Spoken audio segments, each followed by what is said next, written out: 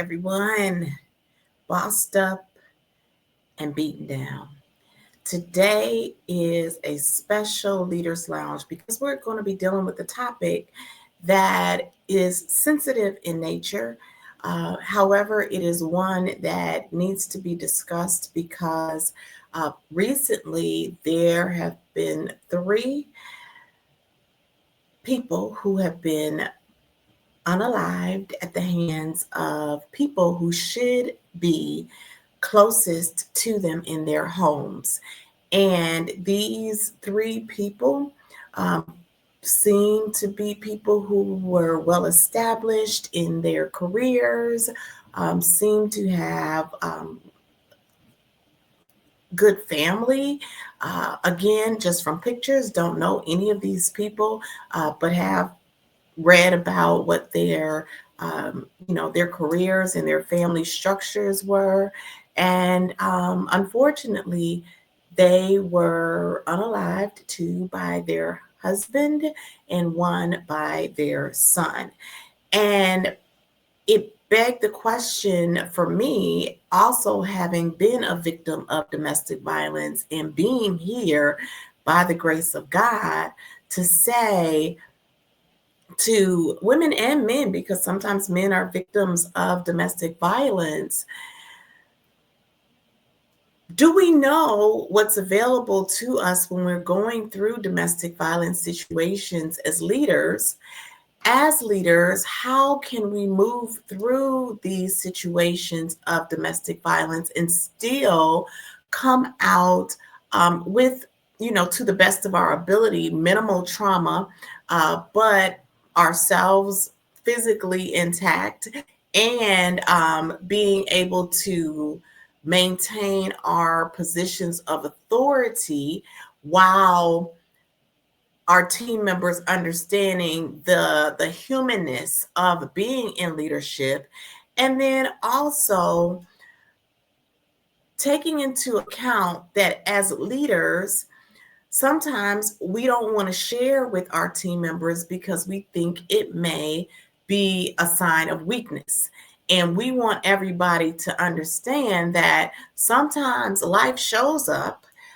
We want you, if you are experiencing any of these signs of domestic violence, and domestic violence is not always physical either, there are mental instances of violence or assault when people are mentally cruel to you or say things that are mentally damaging to your psyche intentionally, then or unintentionally, because people just have to control what they say, then these things can also play and wear on our spirits as individuals and as leaders. And so as this is the Leaders Lounge, and these were three leaders whose lives were unfortunately taken. The responsibility, I believe, fell on me to make sure that I shared not only how I was able to, through corporate America's resources, free myself from a domestic violence situation, but also to help someone else who may be going through this to understand, A, you're not alone, B, there can be help for you, and C, you deserve it. So we're going to talk about that momentarily. Before we do that, of course, this is the Leaders Lounge. I am Dawn Marie Morris. I'm the the curator of the Leaders Lounge and the chief training officer of the World Class Training Institute, where our mission is to maximize human capital. And we do that through the delivery of leadership and professional development training services. I also have a book out called Unpacking Agape, the 7 Languages of Intentional Leadership. Please make sure to go and pick that book up right now. It's at worldclasstraining.net/agape. It teaches especially new emerging leaders who are within the first few years of their leadership journey how to really execute as a servant leader to your teams, to the organization.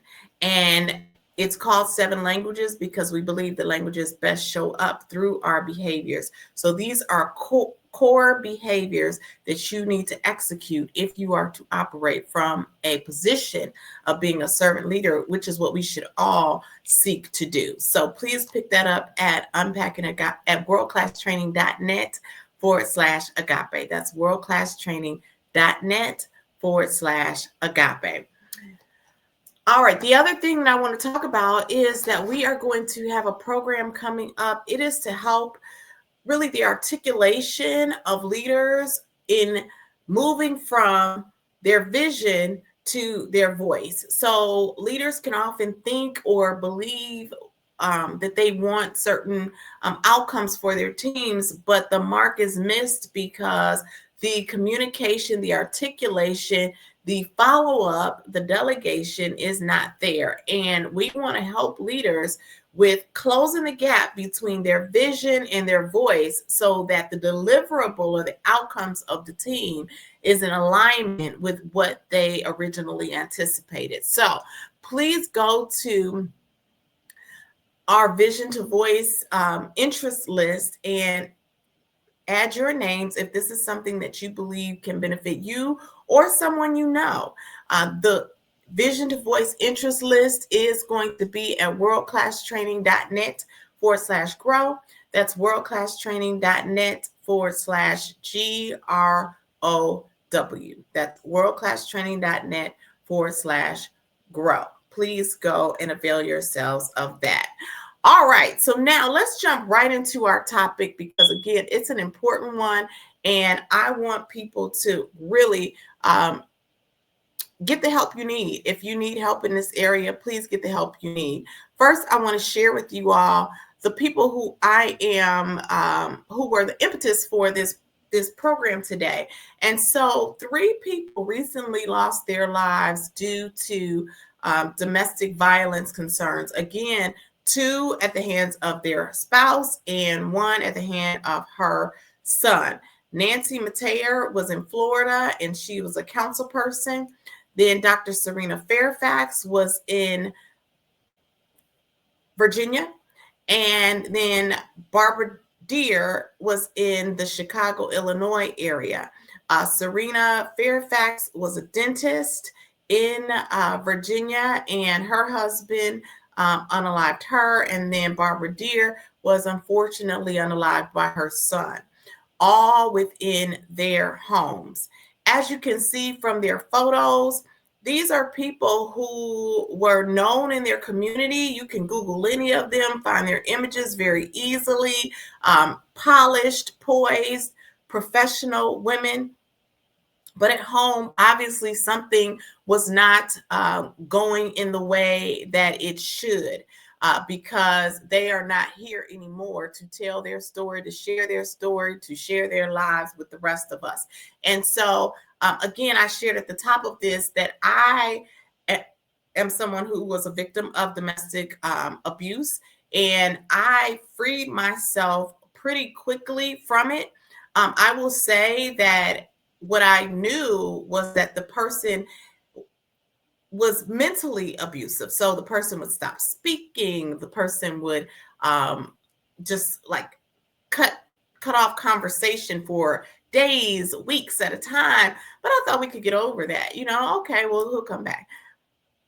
When the actual instance of domestic violence that was physical occurred, that was the last time that we have been in each other's space at all. Now, fortunately for me, which is the part that I want everybody to get from this, I was able to lean into my corporate America employee base or employer base and get them to help me. I didn't know that that's what I was doing at the time, or that's what I was going to do at the time, but I was a part of the training team. I had gone to work the very next day, and I, by the end of the day, my boss just happened to talk to me about something random, and in our conversation, just the weight of it all had come down on me. I was recently married to this individual. And so I shared with her a little bit about what happened. Immediately, my employer went into action, and I was able to free myself from that situation. So what I want to talk about today is how to break the silence without losing your footing. Because in my instance, I might not have said anything. It just was, again, the weight was so heavy. I just broke down and ended up, crying and sharing what happened. But we have to know as leaders that, again, life shows up and we can still remain in a position of leadership and still keep our positional power and not feel like it's our fault. Because in some instance, for me, especially since I was, newly married, I'm like, oh my goodness, this just looks horrible, because it may look horrible. But the other thing that I knew, though, was that I couldn't go back. I didn't know how I was not going to continue in that situation, but I knew that there was no way that I could go back. And so I took the next step and the next step and the next step. And then sharing with her was the way that I was able to come into getting the help that I needed. So we want to break the silence without losing our footing. We want to be able to engage HR and workplace protections wisely. You want to build a circle of support. I'm going to share with y'all in a minute the circle of support that I was able to build. And then you want to reclaim your voice, your power, and most importantly, your safety. And so the first thing that I want to do is talk about, how do you break your silence? And so as a leader, you may be thinking, well, you know what? I can't say anything. I went to work that day. I was like, okay, I'm just gonna, first I had to go and I did complete what do you call that? The thing where the person can't come around you. I can't remember what that term is, but that thing where that person cannot come around you. Somebody out there help me with what that's called.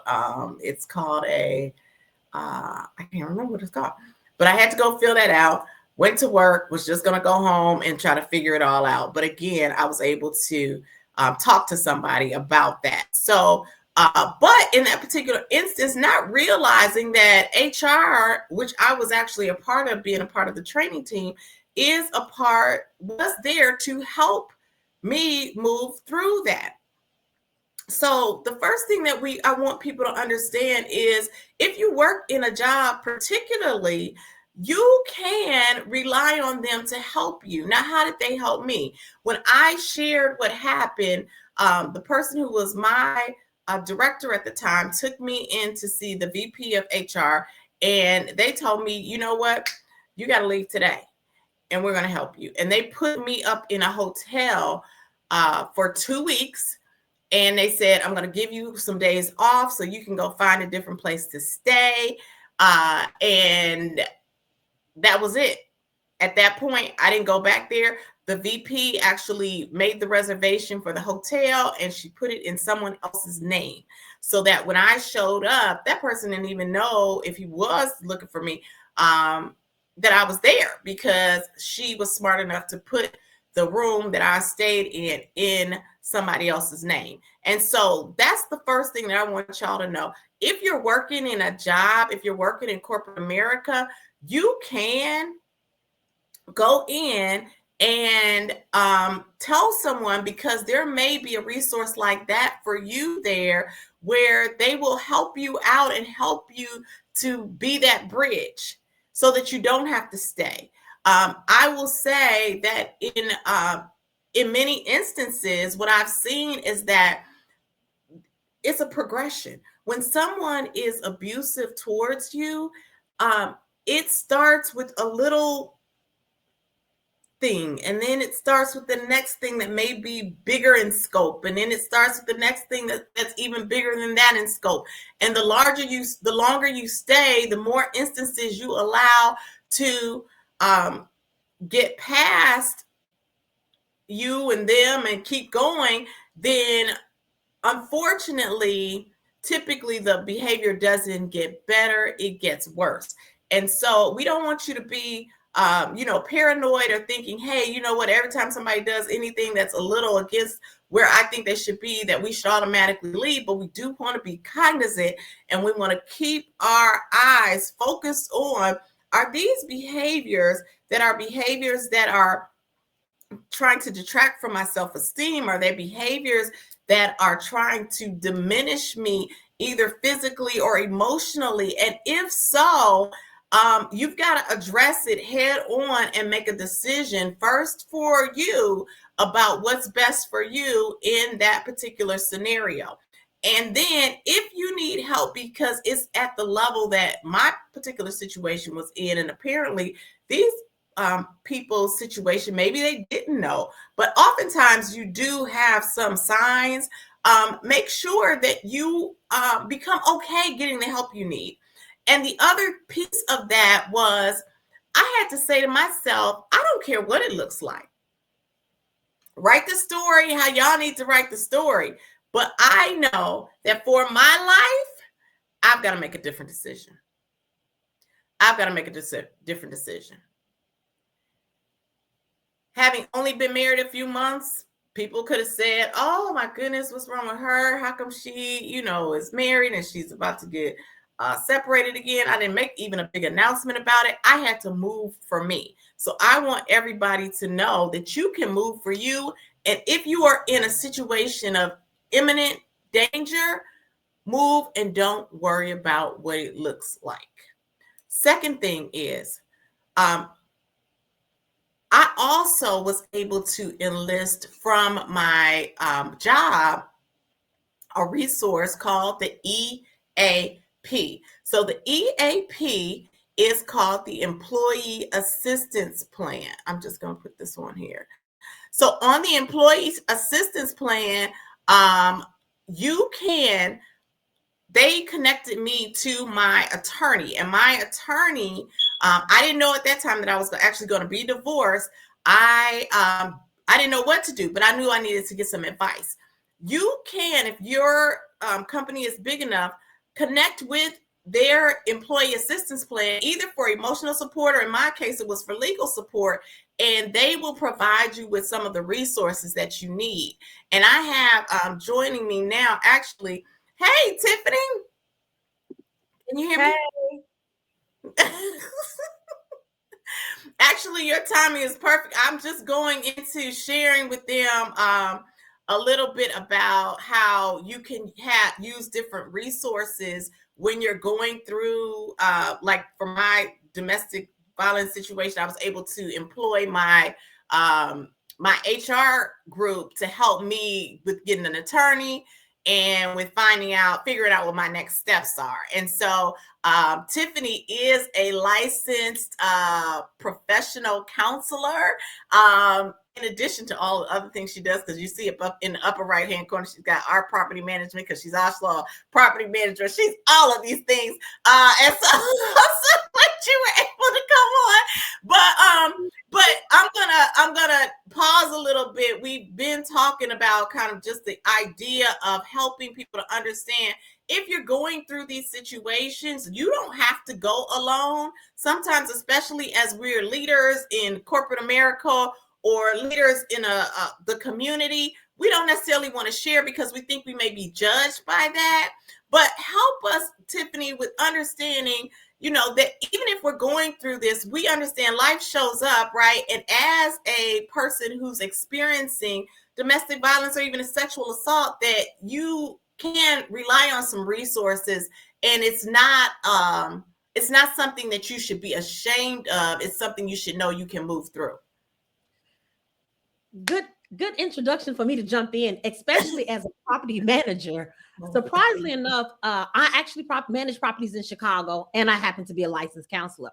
And Chicago ordinance, and now on our Chicago leases, on the first 2 pages of the lease is services for domestic violence. They have to give, so when I now give my leases to my tenants, whether it's male or females, we have resources in Chicago for individuals who are experiencing domestic violence, whether it's male or females. They have written laws and ordinances in place where now, if you're experiencing domestic violence in Chicago, the tenant can break their lease and not be penalized, because sometimes you have to leave that violent environment and you don't think about, oh, if I break this contractual agreement, because remember, a lease is a contractual agreement. Right. And now they are coming after you and you're having financial hardship anyway because you're in this bad situation and you need to flee and you can't leave because you're locked into this lease. Well, now in the ordinance, the tenant has the right to vacate. However, there are steps that you must take when you break the lease, like getting a police report, have a restraining order. And if you're still there, you still have to pay the rent. Let's get this clear. It only kicks in when you have to leave. In addition, they give like programs and agencies that you can go and get support with your domestic issues. And a lot of times people are in domestic relationships and are shameful of it. Right. They feel like there's nobody out there helping them. Right. And Chicago, as much as they may say about our city, we have great support for people who are dealing with domestic violence. And I want people to know it's just not women who are being domestically abused. There are men out there that are suffering in silence, because how do you tell your male counterparts that your wife or your girlfriend is physically, emotionally, and mentally abusing you and you're supposed to be a man? How dare can you let that happen to you? Exactly. And so it's okay to speak up and say, hey, I need help. I need to get away from her. I mean, women have murdered men, like literally taking their lives because they feel that they are right to have the right to be with them. And if I can't have them, no one else can. Exactly. So that's so true. That support that they give them now and they are receiving, I think it is just a wonderful thing, because now as property owners, we know how to handle a domestic situation and domestic violence. No, and to your point, I forgot to even mention that. So even in my situation at the time, we had just moved to Nashville. We were renting. I didn't know what was going to happen, but I did tell the person who was the landlord, what had happened. But I ended up, even with my full-time job, which paid well, I went and got another job at, I worked at Hustler Hollywood for a little while in the evening. I don't care what I got to do, but I can't do this. Right. And so, and then I told him, and he did let me out of the lease. So I only had to pay a lease at God bless me, because the new place I moved, I didn't have to pay, I think, for the first couple of months. So it kind of all worked out. And then by the time he let me out, maybe only 1 month I had to pay at 2 different places because I didn't want my credit messed up either. So, but yeah, to your point, I don't know if that was a part of the Tennessee law. I hadn't even been here that long, but I was really grateful that I didn't run from the situation. And I want other people to do that too, because I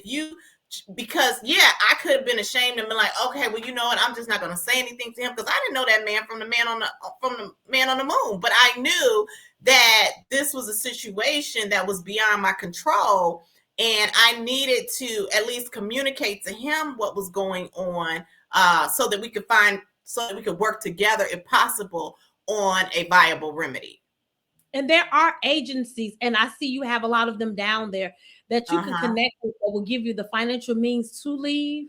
Right. The resources to. Oh, really? No, I didn't know that. Yes, they'll pay your house in Chicago. Definitely. They pay your housing to leave. They pay your housing to move in, your down payment. They'll pay off your balance you owe at the other place while you're there, because you're dealing with it. Because people lose their jobs. Some people have not been able to go to work because they have bruises on their body, mentally stressed. You're already stressed at home, and now you got an employer who's like, and God forbid you got an employer from hell who is micromanaging or being verbally abusive towards you, and you're dealing with the abuse at home. How do you function in an environment? Some people just quit their jobs because they don't have an outlet, and there are resources. If you call these agencies in Chicago, you could call 311 and they will direct you to the agency that would assist you. And I have tenants that are in my properties that are victims of domestic violence, and they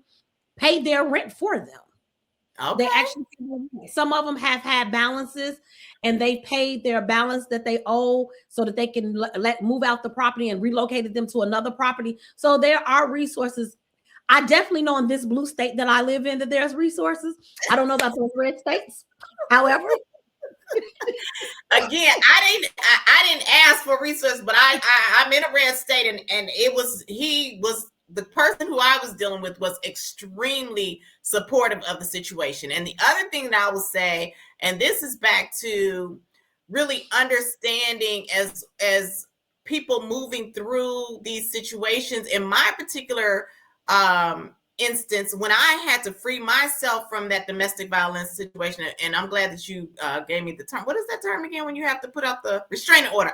The restraining order. When that person came to court for the restraining order, the attorney I had served him immediately with the divorce papers, and so I don't know if it's because of the red state, but they did not take kindly to to this matter at all, and they were very helpful. Fortunately, I can say, even having moved through that many years of life, I had never dealt with anything like that before, and so being naive to what I even needed to do, it was very comforting to be able to have those supports to say, okay, this is the next thing you do. And this is the next thing. Because I didn't even know at that time, when it first happened, I didn't know to do a restraining order. That night, I didn't do anything. I just happened to have left my shoes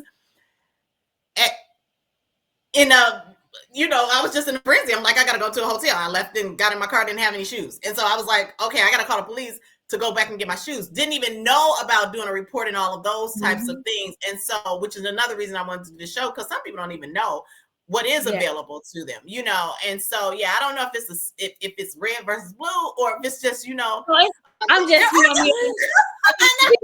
blue states and be acting like all we blue states kill people. And no, we don't. We have great support and great systems in place. Yeah. And even with, so let's talk about restraining orders and how those work. Okay. Because a lot of people don't understand how that works. The person that files, so if you're a couple living in a house, a property together, and the person has a restraining order against one of the other individuals, the person that has the restraining order has the right to stay on the premises, and the person that the order is against has to leave. Understand that. So you as a victim, you don't have to go anywhere. They have to leave. Now let's get this clear. Restraining orders does not stop them from coming, because they will still come. So you need to know your predator who is actually against you. If you fear for your life, do not allow that piece of paper to think it's going to save your life, because it won't. No. Leave. Pack your things and you leave, and allow them to stay, and find a program that can help relocate you immediately. Your life matters more than any of those personal contents and that home that you're living in. Yes. Leave. That's so true. Because they to your point, yes, you can stay. I didn't want to stay. I didn't care what. It didn't matter what was going to be there, because that person could always come. And so I totally agree with you. You can stay, but you should really consider finding resources to be able to leave, because you're right. You can't. Sometimes we get caught up too, and I help to pay for this place, or I help to pay for the things in it.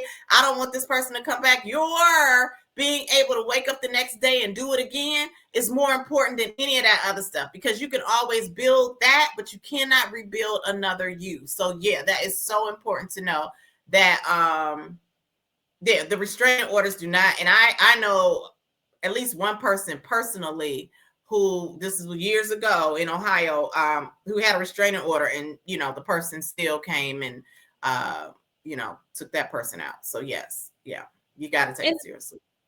I know it's hard, because I know Dawn may have shared her experience. I have not been in a physical domestic relationship, but I have been in a verbal and emotional abuse. Right. I sometimes feel like verbal and emotional is a lot more harmful, because you can't function. The the bruises may heal, but the emotional and mental scarring never goes away. It Right. makes you doubt, it makes you question yourself. It does a lot to your well-being. And if you don't get the help you need to work through that trauma, you will forever not be whole. Yeah. So because it can be, hold on, I want to just pause before you get to the next piece on that, because I do want people to really ingest what you just said.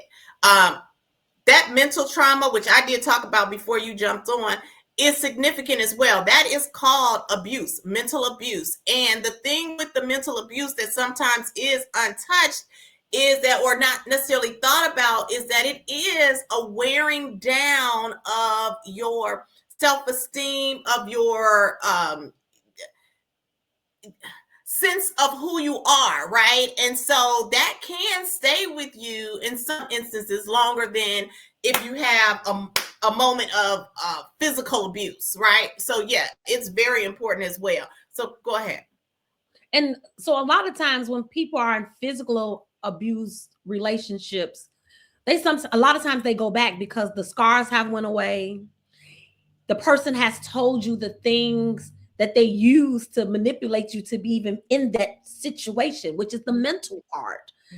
They a lot of times build you up to tear you back down. That's right. How they get the control. And a lot of times, and I'll say for myself, for the verbal and mental and abuse that I received, I knew that my predator was being abusive. Okay. I clearly said to him, "Are you trying to isolate me from my friends and family so you can beat on me?" He was like, "Why would you say that?" And he just went off like, "How dare you say that?" But he was trying to get power. See, a lot of times people think being in an abusive relationship, whether it's sexual abuse, physical abuse, or mental abuse, right, or emotional abuse, that it's about they love you. It's about them controlling you. It's all That's about what it is. That's what it is. And what they do, especially for like a strong-willed person like myself, they'll build you up, give you all the things that you need out of a relationship, and then they turn on you. You're like, where's this coming from? You're the best person you can be in this relationship. You're doing everything right. Right. And keep talking. Exactly. That's true. Everything right. It was giving me a shout on my head. I'm right here. Yeah. No, you're right. Yeah. Doing everything right. You are. But you're doing it to the point where he needs now to break you down, or she needs to break you down so that they can control the dynamics. And then that's when the abuse starts. Once they start just like chiseling away at you. That's right. That's right. They start chiseling away. They just start chiseling. They just start breaking you down. And so sometimes you see the signs, but because of your selfish wants or needs, you ignore them because they're providing. Because prior to the women's rights movement of the 1980s, women suicide rates were the highest because women were trapped in relationships for financial means. They didn't want to be there. They thought the person that was providing and protecting them was there to support them. In reality, they were just there to control them. That's right. So, be mindful of your situation, even when you have money. Because I was in a financial good place when we began to exhibit that level of emotional and mental trauma. And I've experienced it in the house with me because he was staying here part-time. And then I experienced it dating another individual. It was like, you're never good enough. I did everything I tried to be good enough. And I wasn't never good enough. And that's when I actually no, but you were more than enough. And that person knows that you were more than enough. But it was through the conversation, through the mental digging in your spirit, he knew he couldn't financially, I'm not even going to say measure up. There was nothing that he could do to financially take away from what you had gained in that area. So he was going to attack the other area that he knew he could possibly get a leg up on, and that was to get in your head, right? Yes. And to make you think you weren't enough when you've already been designed to be more than enough. And that's where a lot of people, hold on, I wanted to also say this because going back to the people who were the impetus for this, when you look at the Nancy Mateo and you look at the Dr. Serena Fairfax, money wasn't the issue, right? I mean, neither of them, even the lady who lost her life in y'all's area to her son, although that's in a different bag right now. When we're talking about these spousal or boyfriend, girlfriend relationships, male, female, however, relationships, oftentimes when we're talking about leaders in corporate America, leaders in the community, we're not talking about the financial, because that's not what they can hold over our heads, right? But what they can do is make us feel like everything that we've accomplished doesn't matter. Other people who kind of pour into us, they diminish that because they don't want us to really let our light shine. Why is that? Because their lack of self-esteem, their lack of love for themselves. That's right. They need to be power and control. That's right. When they're projecting onto you what they really feel about themselves. That's it. That's all it is. That's all it is. And so I want to ask you this, especially with your background, when people are going through this and they are not, it may not even be to the level where they're feeling like they need to leave, but they're being diminished either mentally or physically at home. What are some ways that they can tap into their support system while still maintaining their quote unquote personal power at work? So let me make sure I get the question correct. You're asking what can they do with the resources around them and at work while still living in that environment that they're in? Exactly. So how can they still maintain their personal power at work? Because sometimes when we're dealing with these things, we come into work and it can affect our psyche. And how can we tap into either our circle at work or our circle at home so that we're able to move through those situations while still holding on to our leadership presence? So, one, most employers do have support for that. Right. Go to HR. Right. And speak to them about getting help. Right. So going through counseling, and eventually through counseling, it'll help build on your self-worth and your value. And eventually, if that person continues to exhibit that behavior, it'll give you the courage to leave. Right. Exactly. That's where the biggest issue is. Most of them don't love themselves enough to say that they're enough to be enough by themselves without that person. Yeah. A lot of times people in domestic relationships that stay don't love themselves enough. They have a low self-esteem because trust me, most predators prey on the weak.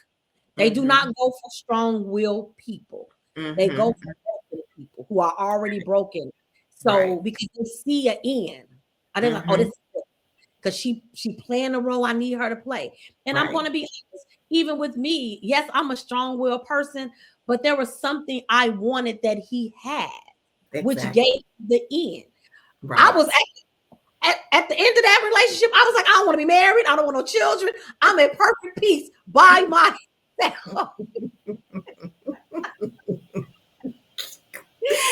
It can get us there. It can get us to thinking that, I had a friend and we could always talk forever. So we don't need to talk now, but yeah, I had still have a very good girlfriend from our Howard days. And one day she said to me, she's like, Dawn, I think you always have to be with somebody. This has been some years ago now. And at the time I was kind of offended because I was like, what you mean?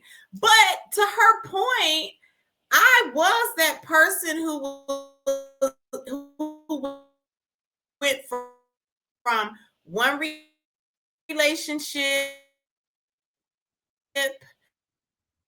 to the next, to the next, that enough. And so I think that was part of my conditioning growing up. You know, we're taught to have a man. Our man is our support. Our man, you know, in some cases, people think that having a man makes you look better. And so perhaps subconsciously, that's where I was, and that was putting me in relationships that were not even worthy of being in my space. And it was only by going through some of those moments that as I told you the other day, I realized I'm a vibe all by myself. And as women start realizing that, and I think really owning that, it may make it more, I think I have now more of a posture where men know if you're not coming with the whole package, please don't show up. But also it has made me rest better, because I'm still beautiful. I'm still Dawn, and I don't have to have a him in order to make me all that God has made me. And I think if more women really own that, then when they see those instances of somebody not being all that they can be to them, they feel more comfortable walking by themselves. And you know, it's interesting that you brought that up. I was just speaking to another Howard alum that I speak with, and we were talking about just about a couple of hours ago, and we were talking about how I was explaining to her how every woman in our generation going back was raised to believe their responsibility in life was to be a wife and a mother. And I said, for me, I had a split personality about that, because I have, and most guys that I date think I don't like them, and I'm very dismissive, and I'll cut you off in a heartbeat. You start messing with my peace, I'm gonna piece you out of here. So, and I told her, I said, but what's the interesting thing about it is, I grew up in a household. My mom and dad were married for 34 years to the day my dad left this earth. He in his last dying wish was take care of my wife. Okay. My dad was a male chauvinist, and people don't believe that because of my strong feminine personality. They think that I'm like an anti-man and wife relationship, and a man can't tell me anything. My father was a male chauvinist to the point that my responsibility was to cook and clean. And he knew I was going to get married and get a husband that was going to take care of me the way he took care of my mother.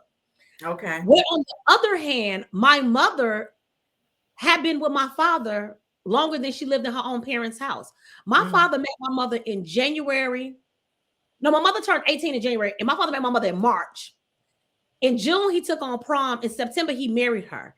And then my mother turned on her 19th birthday. She was pregnant with her first child. She had one at 19, one at 20, one at 22, one at 24, and one at 27. Okay. But my mother raised me. Reason I don't have any children now, and I tell my mother it is her fault. She told me, you have the rest of your life to be somebody's mother and wife. Enjoy life to the fullest. I've enjoyed it so much that I'm not married with children. That part. But she always told me, know what the right hand, don't never let the right hand know what the left hand is doing. Always have your money and have your way out. And the reason my mother was like that, considering she got married young, is because she watched her sister at 16 be murdered by her husband. So I had this personality of, like, in my relationships, the reason the man that I was dealing with found his end, because when we finally started getting into a committed relationship, I became that demure, docile, soft woman that he had never seen when I was out here in these streets playing and having a good time. But when I got in a relationship, he saw a softer side of me that he thought that he can take an advantage of and control and manipulate. And he said to me one day, you're only dating me because you want my sperm. And in my head, I was like, you're right. That's all I really want. So oh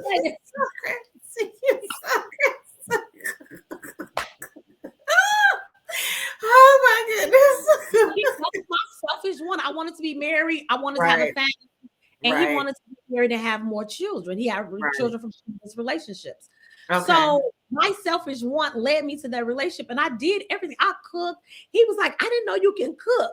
And I'm like, why everybody think I can't cook? They don't think I can cook because I'm such a self-sufficient boss, running my own business, doing the thing, jumping flights and kicking it and living my best. sitting on the bar, drinking drinks, hanging out with the best of them. So in their head, like, cook. Most women that move the way I move don't cook, they don't clean, they don't do this, they don't do that. Right. Get this strong, self-sufficient woman and to do all of these womanly duties and do it well. He was like, you know how to wash? He said, I had somebody wash clothes. My clothes were still sour. My clothes smell fresh. And I hate laundry. I hate laundry. But I washed clothes. I had his meal made. I was that everything he wanted. But because of his inadequacies, that he didn't feel that he was worthy of what I was giving, he destroyed it. To the point he had me crying every day. And it took my best friend to say, Tiffany, it's time for you to go back to counseling. Now, I've been in counseling. I was 21 years old. Even though I know I'm 29 now. So I've been in there for a whole long years, right? And in counseling, I knew the signs, like I said, prior to, because I'm a licensed counselor. So I knew all the signs. And I had to work through that trauma of like, how did I get myself in this situation? Why did I stay? And at the end of it, it was because of my selfish wants and needs that I looked for in a relationship, that I allowed this man to come in and disrupt my peace. But I'm also a person, when I start spiraling out of control, I'm exiting and left. So I allowed him to feel like he was breaking up with me. I started doing things to make him want to leave me, because I always believe when you're in a bad relationship, sometimes this does not work. But for me, I needed him to leave me so that he think it was his ideal, so he wouldn't react, because I don't know how he was going to act. Like, he was very, very controlling. And I don't know what, if had I stayed, what that would have looked like for me.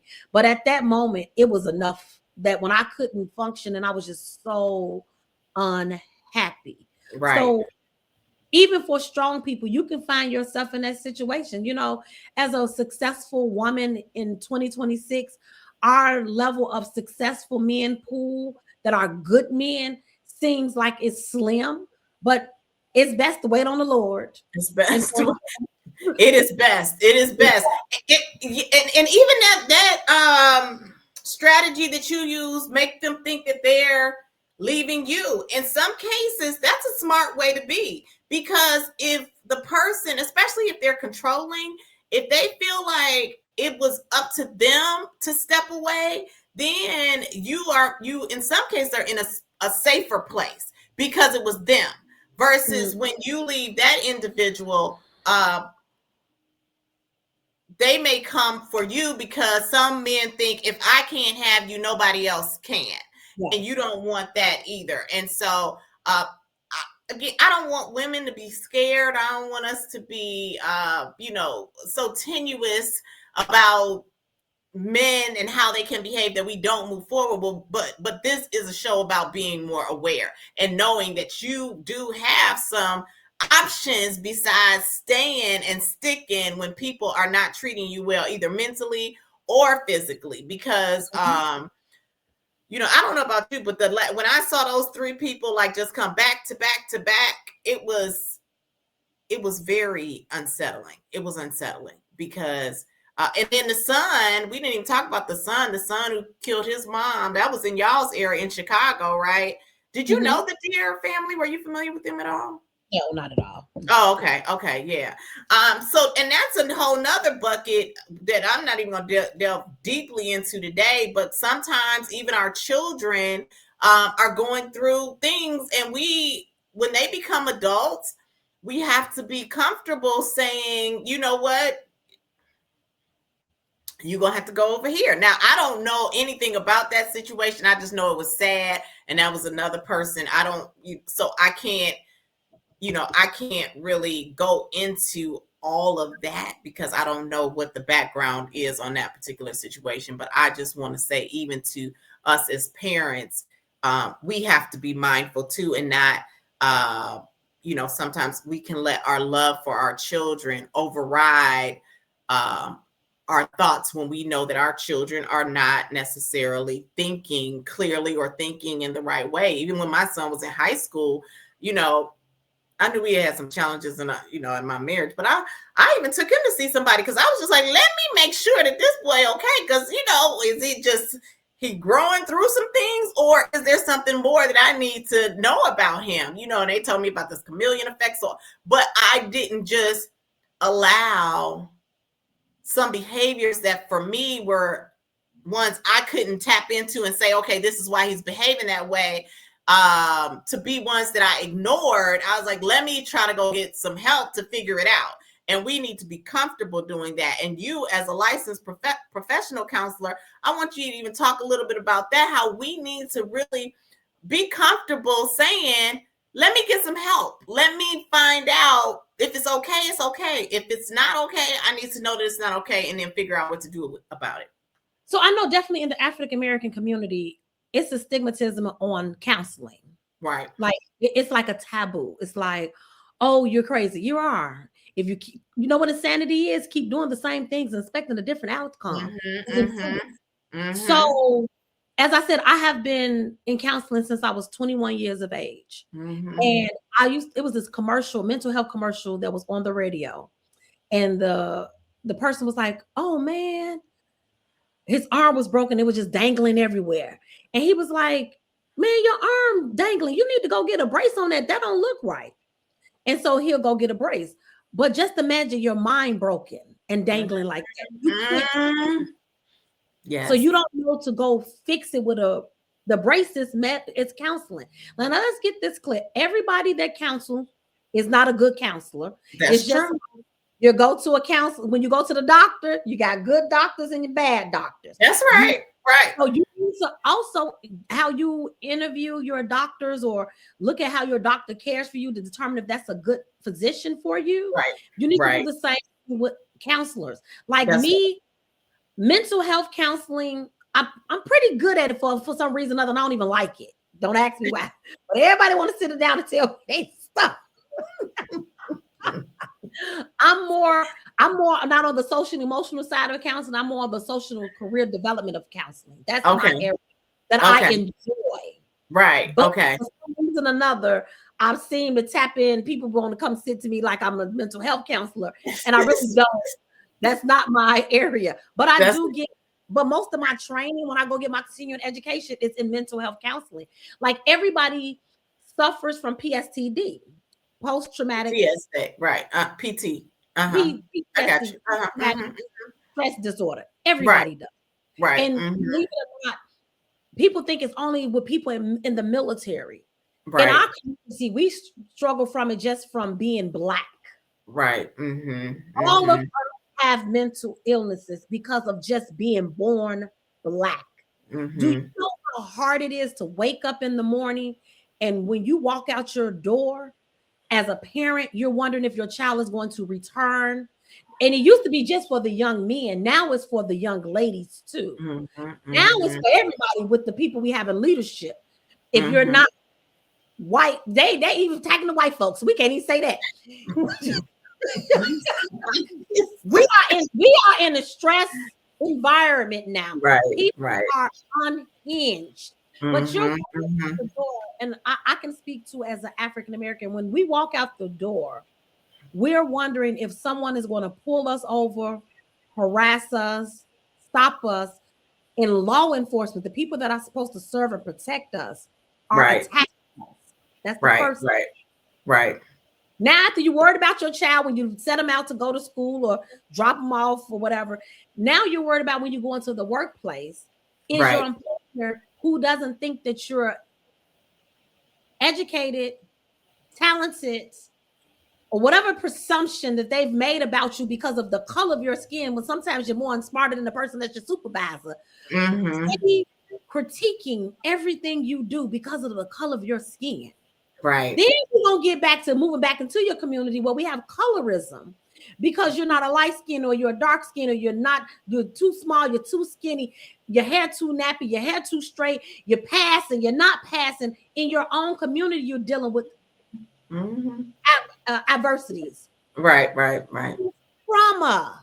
Right. It is. That's trauma. That's true. As a Black person, I just named 4 different areas of trauma that you experience from birth until adulthood, that if you don't address it, it will eat you alive. We haven't talked about physical trauma, if you're a victim of physical abuse and rape and harm from family members or next door neighbors or friends, that's another level of trauma. So you have all of this trauma that you're going through that you're not unpacking. Right. And then you end up in, that's how you end up in unhealthy relationships. Right. That's true. Over everything. That is my motto. Right. I even told my own mama, if we're in a sinking boat and we flip over out this boat and we about to drown, I'm going to save Tiffany Watkins and I will reach out to try to help you. But at any given time, I feel like you're going to pull me back in the water and drown me.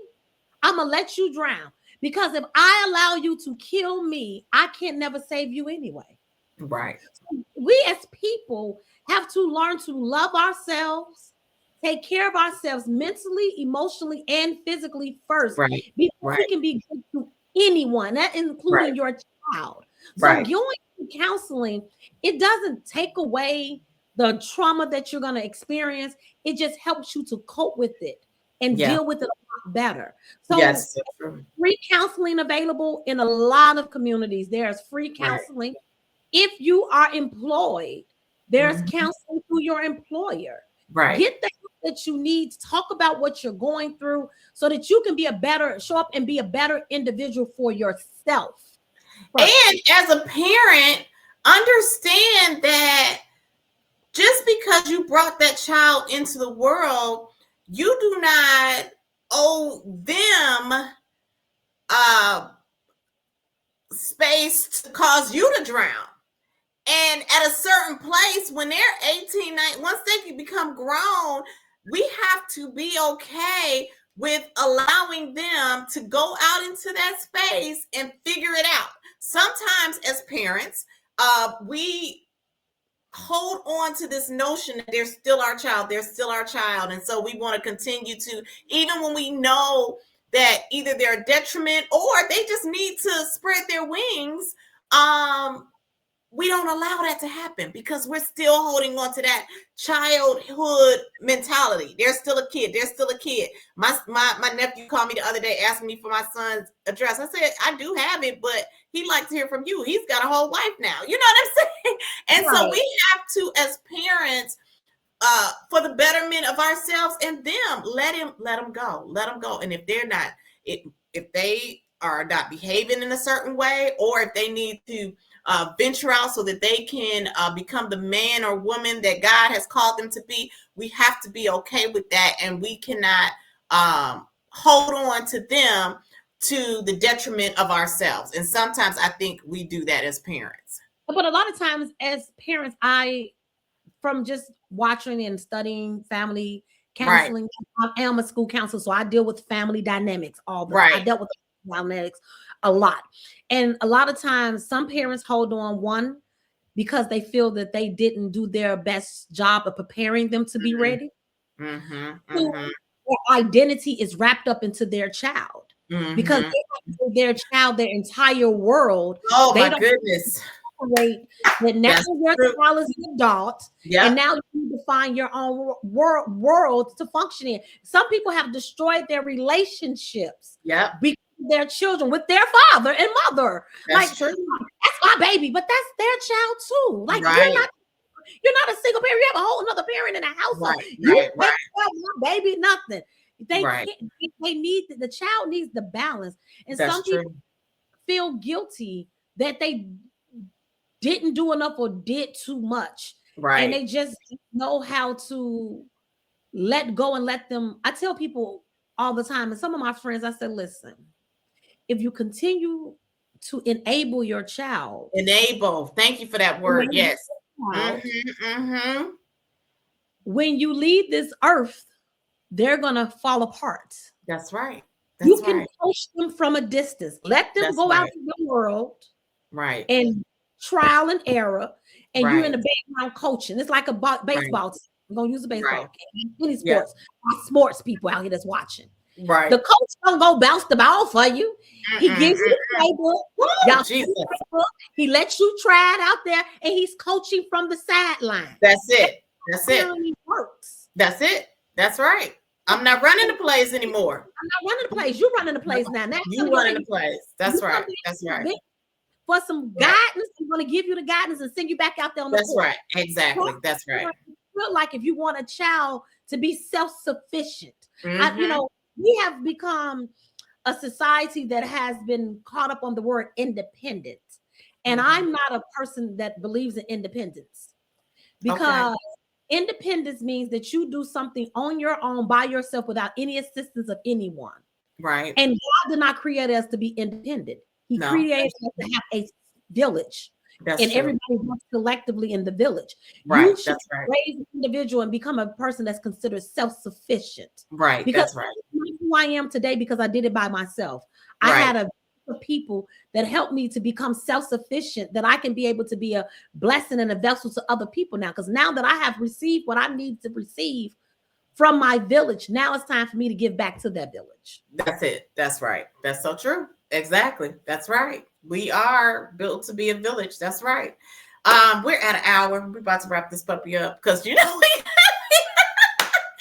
oh my goodness. Thank you so much though for joining me. Everybody, and you tell me if you have any final words, but we just really wanted to have this conversation again, paying homage to these amazing women. Miss Nancy Metayer, again, didn't know them, but just, reading their story, and nobody wants to lose their lives unnecessarily. Nancy Metayer, Dr. Serena Fairfax, and Miss Deer, Barbara Deer, condolences to you all's families. Everybody, if you are experiencing any of these instances of domestic violence, sexual abuse, any of these instances, please make sure to check out the domestic violence hotline. Go to the rape hotline if you're experiencing sexual abuse. And know, again, like Tiffany just said, you have a village. There is a village of people who can help you. You don't even know where your village is coming from. I told one friend about what was going on with me. He sent a friend of his who I didn't even know lived here, came and helped me clean out the whole house. And he was like, "You gonna be okay." And I was okay, but by me just tapping into one, that tapped into another, and we've been friends ever since then. So understand, you do have a village of support. And know too, as a leader, just because you're a leader in the community and a leader in corporate America or wherever, it doesn't mean that you're not still human. And as a human, you may go through challenges that for some may seem shameful or may seem embarrassing, but know that when you tell somebody, often you'll find that someone else has gone through something similar or knows someone who has. So you're really not walking this thing out alone. I know that happened to me too. Even when I had to get my hand checked and all that, I was like, the lady who checked on me, she was like, "Oh, I know something about that." The vice president of human resources, the reason why she told me to leave that day was because she knew something about that. And so yeah, we have to break the silence if we're going through it as quickly as possible, and know that our title doesn't matter, our education doesn't matter, our lives are what matters the most. Any final words from you two, Tiff? Yes. Get the help you need to heal your mind. Right. Whether you're in a domestic relationship or not, because mental health is important. It helps to sometimes prevent some of the things that you endure in life from happening. Because once you have learned to love yourself and completely whole, you will be a better individual for not just other people, but yourself. Put self-preservation over everything. Get the help that you need, even if you don't think you need it. If you've never been to counseling before and you're like, "Oh, I'm good," take your 10, 20-week sessions that your employer gives you and talk about the good in your life. Do that. Right. That's right. And see what unfolds out of that session that you have been suppressing. Because sometimes we lie to ourselves to make ourselves feel better. Oh, that's so nothing wrong with not having it all put together. I'm here from the outside world looking in. Everybody believes that I have all the answers because I know everything and everybody and somebody somewhere. And people don't see that sometimes I'm broken too. And remember, check on your strong friends. Friends. I was about to say that because you have said that to me. You like, you got to check on your strong friends. You are so right. You're you right. Check on your strong friends because yes. I don't share with the world unless somebody asks or they be like, oh, why you're down, and I'm like, I suffer from depression. Most people would never know that. Right. Because I do a good job of maintaining it. That's right. That people don't know it. But the last 6 months, I've been depressed. I've been in counseling and I've been depressed. And it wasn't until the last 2 weeks that just passed that I realized that I'm not depressed anymore, that I'm happy. Okay. And right. Now my counselor knew I was depressed. He was like, do I need to get you some meds? And I'm like, right. But we do that. I haven't been. And I wasn't. Yeah. Right. And I was depressed because the norm of my life had changed because I was physically unable to do for me, myself, and I had to lean on other people. And I control my depression with working out. I work out 4 to 5 days a week, and most people don't even know that. But I do it not because I'm trying to be skinny. I'm trying to be healthy mentally. It helps. It reduces positive endorphins. When I came into the office last week, my staff was like, what you so happy for? I was like, good morning. And they're like, you so happy. I'm like, y'all want me to be sad? But I had been down for so long. They forgot that Tiffany that came in all bubbly-eyed and ready to engage. Like when I went back to work after my surgery, I only came in 3 days out the week because being around them was too much for me. It was just overwhelming. And I just got back 2 weeks ago to starting to work out 4 to 5 days a week. And my spirits has uplifted and I'm in a better. But because I was in counseling when I was going through that, it kept me in balance and kept me from being in a position of where I might want to harm myself. So people, strong people don't suffer. We sometimes are the ones that are suffering the most. We just don't show it exterior. That's so true. So help true. You, even if you're a strong person, just do your 20 sessions in. That's 2 sessions a month, and do your mental check-in just with dealing with life as a human, especially in this country, in the climate that we're in. We all need a mental check-in. And we all need a mental check-in. We all do. We all do. Doesn't make you not human, make you an ugly person, make you weak. It just makes you stronger. It makes you stronger. Thank you very much. Thank you very much for sharing. Thank you always for being here too, everybody. If you are bossed up and being down, just know that there is help for you. Know you can leave. Know you can make the change you need to make. And always know that you alone can be enough. Are enough. Not can be. You alone are enough. Yes. And at the Leaders Lounge, just stay right there, Tiffany. I'm about to close out. At the Leaders Lounge and at the World Class Training Institute, always remember, when you're better, you're better. Take care.